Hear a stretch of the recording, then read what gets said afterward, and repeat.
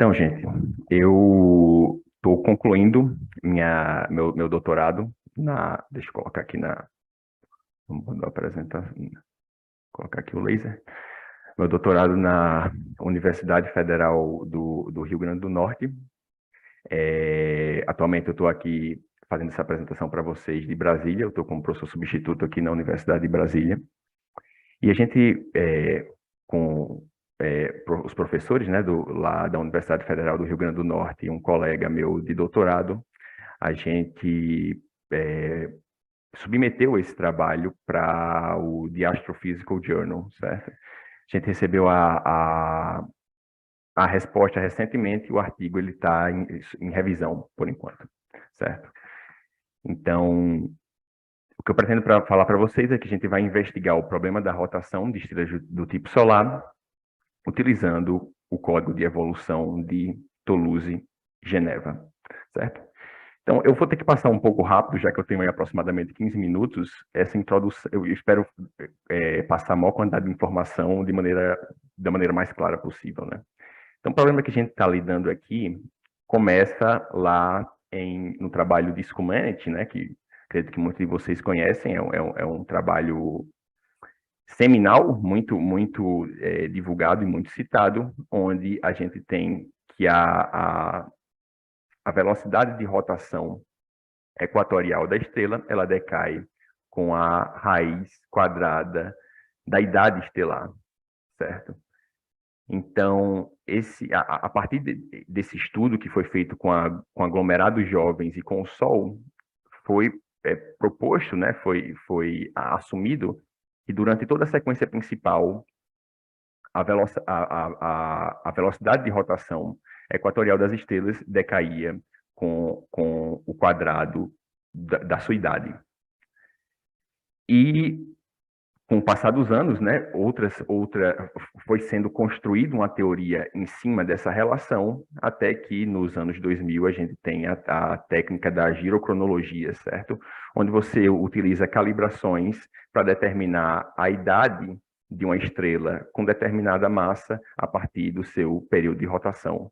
Isso aqui são os trabalhos de Sidney Barnes aí em 2003, 2007 e 2010, certo? Então essa daí foi a época que realmente emergiu e prosperou a girocronologia, certo? Nos anos 2000.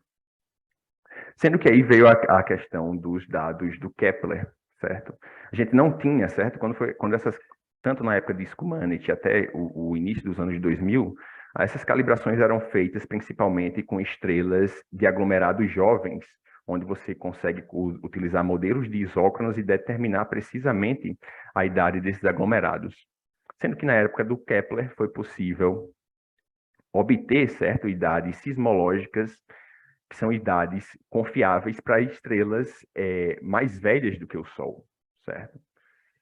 E quando foi tentado colocar esses dois dados juntos, certo? Aglomerados jovens, o Sol e estrelas mais velhas que o Sol, aí nós começamos a ter um problema em que uma única relação girocronológica não conseguia fitar todos os dados, estrelas mais jovens e estrelas mais velhas do que o Sol, certo?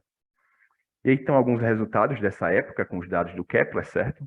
Primeiro, esse trabalho aqui de Garcia, 2014, onde ele analisa algumas estrelas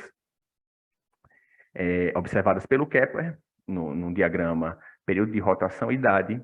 Você tem aí períodos fotométricos, idade dada pelas idades sismológicas, e alguns autores aqui, já no início, né, ele considera que ele conseguiu fitar uma relação aí, que está de acordo com a girocronologia, sendo que alguns autores já chamaram a atenção aqui que o Sol, nesse fit linear, essas estrelas mais velhas e mais jovens do que o Sol, só aparece um pouquinho deslocado aqui para cima nesse fit, certo? E depois vem o trabalho de 2015 de Angus, que aí sim afirma que não consegue fitar uma única relação girocronológica quando você considera estrelas mais aglomerados jovens e estrelas mais velhas do que o Sol. Então, o propósito do nosso trabalho foi investigar diferentes amostras estelares, certo? Com idades calculadas por diferentes métodos. E a gente queria ver como é que essas amostras, elas se comportavam com relação aos nossos modelos de evolução. E a amostra que mais chamou a atenção do revisor do nosso artigo, né, essa amostra de Lubin, 2010, certo? Foi a amostra que ele se mostrou mais interessado, que é uma amostra que tem sido explorada ultimamente, porque ela é uma estrela, é uma amostra de estrelas de baixa atividade, que são tomadas como candidatas a estrelas em Maunder mínimo, onde se tem que esse período de Maunder mínimo seria um momento em que a estrela muda sua configuração magnética, sua morfologia magnética, e seria isso que geraria esse desvio da lei de Schumann, que a gente observa para estrelas mais velhas, certo? Então, essa amostra aqui tem sido explorada nos últimos artigos. E testar também novas implementações no nosso código de evolução que a gente usa lá no Rio Grande do Norte. Então, as amostras que a gente estudou são as amostras do nascimento 2020, com idades estimadas por girocronologia, Poulbeck 2017, idades determinadas por asterosismologia, e Ana Galasa 2021, Ana Galasa e colaboradores 2021, que usa idades calculadas por isócronas, e finalmente a amostra de Lubin, colaboradores, que não tem idades, certo, estimadas nesse artigo, mas a gente coletou na literatura idades calculadas por relógios químicos. Então, nosso principal objetivo era investigar como essas amostras se comportam com relação aos nossos modelos. Aqui tem a física básica de entrada do código de evolução que a gente usa, não vou me detalhar nisso. E a física adicional que a gente implementou para esse trabalho, e ainda está implementando, na verdade, nesse processo de revisão do artigo, a gente tinha uma atmosfera simples, certo, no nosso código, uma atmosfera cinza, e a gente está implementando algumas melhorias, utilizando, por exemplo, alguns cálculos de correção de atmosfera baseado aqui nas calibrações de Krishna Sumay, de 1966, onde ela aplica correções para estrelas do tipo solar, certo? E a gente fez essa implementação. E outra é testar novas prescrições de freio magnético, uma vez que a única prescrição que a gente tinha no nosso código era a prescrição de Cavalier 88. Então, a gente está colocando prescrições mais novas que justamente lidam com esse problema do desvio, né, da lei de Schumann, certo? Então, no nosso trabalho, a gente calculou o modelo de evolução solar e também calculou modelos de evolução de 0,95 massas solares e 1,5 massas solares, com metalicidades variando entre 0,1 e 1 dex, menos 0,1 e 0,1 dex. Já falei os freios que a gente tem utilizado, certo? O freio de Koala 88 e também testamos a prescrição de MAT, colaboradores 2015. A gente também fez análises com grades de modelo, onde a gente calculou uma ampla grade, certo? Com massas entre 0,8 massas solares e 1,20 massas solares e metalicidades entre menos 0,40 e 0,40. Nesse caso aí da grade, a gente utilizou um código de interpolação, né? Onde a entrada desse código de interpolação é a temperatura efetiva das estrelas, sua metalicidade e a sua luminosidade. A gente calculou essas luminosidades utilizando os dados do Gaia EDR3. E como saída desse código de interpolação, a gente obtém, por exemplo, períodos de rotação e idades para as estrelas da nossa amostra. A gente também fez uma análise espectroscópica, certo, para as estrelas de Lubin, que é o principal amostra do nosso trabalho. São 33 estrelas. A gente coletou espectros desses 5 instrumentos, certo? E a gente utilizou o iSpec para determinar os parâmetros atmosféricos dessas 33 estrelas. Então, está aqui alguns dos nossos resultados, onde primeiramente, eu mostro para vocês o diagrama HR, certo? O diagrama HR com 3 amostras, a amostra de Ana Galasa, a amostra de Poulbeck e a amostra de Lubin. O que a gente vê é que, bem, a amostra de Ana Galasa, que são estrelas mais jovens do que o Sol, no geral, Elas estão, bem, elas são as que mais ficam nessa região aí próxima do Sol, no diagrama HR, enquanto que as que mais se dispersam do Sol são as estrelas de Pullback. No artigo de Pullback, ele diz que essas estrelas são análogas sismológicas do Sol, sendo que quando a gente faz o plot no diagrama HR, a gente vê que muitas dessas estrelas que ele por uma análise sismológica, ele considerou que seriam análogas solares, utilizando aí a luminosidade dada pelas paralaxes do Gaia, a gente fala no artigo que provavelmente muitas dessas estrelas deveriam ser excluídas, na verdade, da nossa análise, porque elas não são compatíveis com a análise quando você leva em consideração modelos solares, certo? Muitas delas devem ser bem mais massivas do que o Sol, algumas, inclusive, aí do tipo F, onde você tem ou uma zona convectiva muito fina ou uma zona convectiva externa inexistente. Quando a gente coloca, né? Aqui a gente tem diagrama de rotação e idade. Quando a gente coloca as estrelas da amostra do Nascimento e Colaboradores 2020, a gente vê que, no geral, essa amostra ela se comporta bem com relação aos nossos modelos de evolução, que a gente tem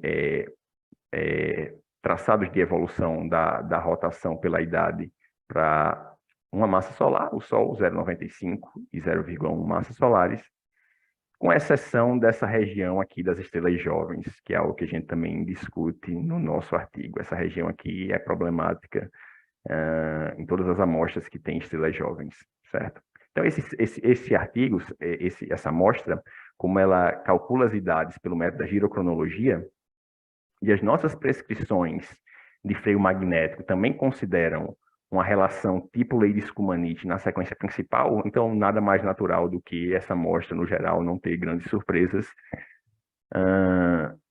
já que, bem, as duas deveriam seguir a mesma lei na sequência principal. Então, essa amostra aí ficou sendo como uma amostra de controle dos nossos traçados, certo? Para os nossos traçados. Aí vem as estrelas do artigo de Pullback, que são essas que a gente considera que algumas são problemáticas, né? Algumas devem ser bem mais massivas do que o Sol. Então, a gente tem aqui sempre traçado de período de rotação por idade, sendo que aqui a gente faz uma análise com relação à metalicidade, certo? Que a gente também discute no nosso artigo alguns trabalhos recentes, onde é investigado a questão da metalicidade na evolução da rotação estelar, onde estrelas mais metálicas deveriam perder momento angular com mais facilidade, estrelas menos metálicas aí deveriam exibir, sim, não perdem momento angular de maneira tão otimizada. Então, a gente tem que conseguir ver o que é enfraquecimento do freio magnético devido a esse desvio da lei de Schumann e a questão também do efeito da metalicidade. E devem ter vários outros efeitos que também devem afetar, né, a evolução estelar, sendo que esses efeitos aí devem ser de menor escala e ainda não são tão explorados assim na literatura.